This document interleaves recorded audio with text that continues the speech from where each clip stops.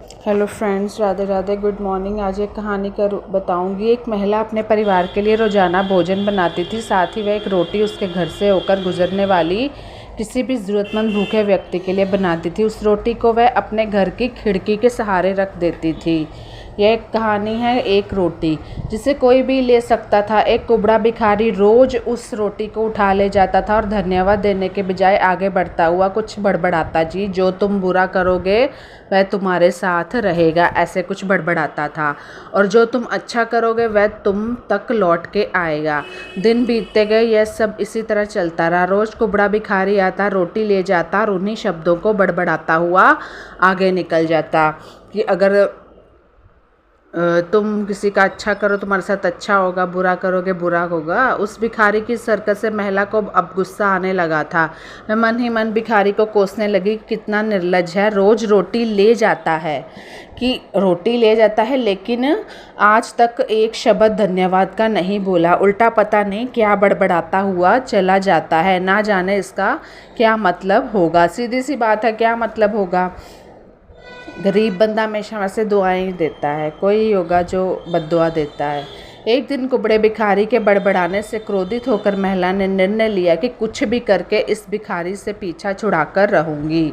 और फिर अगले दिन वही है कि मुझे दुआएं नहीं दे के जाता, मैं रोटी बना के देती हूँ उसको, महिला को ये होगा। उस महिला ने रोज़ की तरह खिड़की पर रखने के लिए जो रोटी बनाई उसमें जहर मिला दिया। कि गुस्सा आया था कि मुझे कुछ बोल के या मुझे थैंक यू करके नहीं जाता या मेरी बड़ी बड़ी तारीफ़ें करके नहीं जाता। ये सभी चाहिए होता है एक औरत को, कह लो, या जो खाना दे रही है। तो अब बारी थी उस रोटी को खिड़की के सहारे रखने की। लेकिन जैसे ही महिला ने जहर मिली रोटी खिड़की पर रखने की कोशिश की, तभी उसके हाथ कांपने लगे और अंदर से एक आवाज़ आई, हे ईश्वर, ये मैं क्या करने जा रही हूँ। तो उसने तुरंत वह रोटी चूल्हे की आग में जला दी और दोबारा एक ताज़ी रोटी बनाकर खिड़की के सहारे रख दी। जब भी हम कुछ बुरा या गलत करते हैं, एक बार हमारे मन की जो आवाज़ है हमें ज़रूर टटोलती है, बोलती है कुछ ना कुछ। हमेशा की तरह वह भिखारी आया रोटी लेकर, उन्हीं शब्दों, जो तुम बुरा करोगे वह तुम्हारे साथ रहेगा और जो तुम अच्छा करोगे वह तुम तक लौट के आएगा, ऐसे शब्द बोल के बड़बड़ाता हुआ आगे चला गया। महिला का एक बेटा भी था जो अपने उज्जवल भविष्य के लिए शहर से बाहर गया हुआ था। महीनों से उसका कुछ अता पता ही नहीं था, कहाँ गया कहाँ नहीं गया। तो महिला तो भी परेशान थी। तो महीनों से जब पता नहीं उसका, जब भी वह रोटी बनाकर खिड़की पर रखती तो अपने पुत्र की सलामती और जल्दी घर वापस आने की प्रार्थना ईश्वर से ज़रूर करती थी।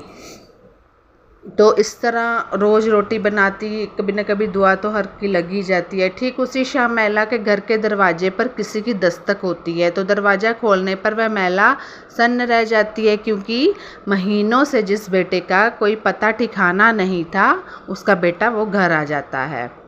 आज वही बेटा फटे कपड़े, भूखा प्यासा उसके सामने खड़ा था। जैसे ही उसने अपनी माँ को देखा, उसने कहा, यह एक चमत्कार ही है कि मैं आज तुम्हारे सामने खड़ा हूँ। घर की ओर आते हुए मुझे 2 दिन बीत गए थे। रास्ते में भूख के कारण मेरी हालत बिगड़ी जा रही थी और आज जब मैं घर से कुछ मील दूर था तो मैं भूख के मारे गिर पड़ा था। वो कहता है कि काफ़ी मुझे दिक्कत हुई घर से बाहर जाने पे, तो मैं भूख के मारे गिर भी पड़ा था। लेकिन तभी एक कुबड़े व्यक्ति की नज़र मुझ पर पड़ी और उसने मेरा सिर अपनी गोद में उठा लिया और भूख के मारे मेरे प्राण निकले जा रहे थे। मैंने उससे खाने को कुछ मांगा। वही कुबड़ा भिखारी जिसको ये महिला रोटी देती है और जिसका ये बेटा है, उसने अपनी झोली में हाथ डाला और एक रोटी मुझे यह कहते हुए दे दी कि हर रोज़ मैं यही खाता हूँ, लेकिन आज तुम्हें इसकी ज़्यादा ज़रूरत है।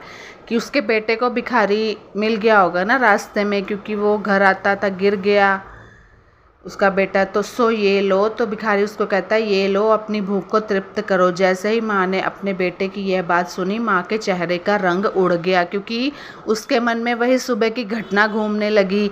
जिस तरह उसने रोटी में जहर मिलाया था, लेकिन फिर बाद में उसके अंतरात्मा ने कहा, ये तुम क्या कर रही हो।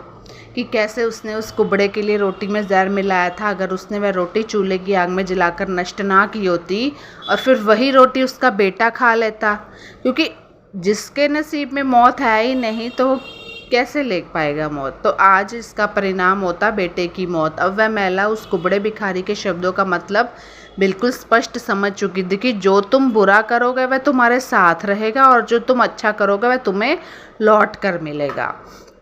तो इसीलिए कहते हैं ना, हमेशा जीवन में अच्छा कर्म करो, चाहे थोड़ा कष्ट उठाना पड़े, विचलित नहीं होना चाहिए। भगवान ने हमें 2 हाथ दिए हैं, पता क्यों?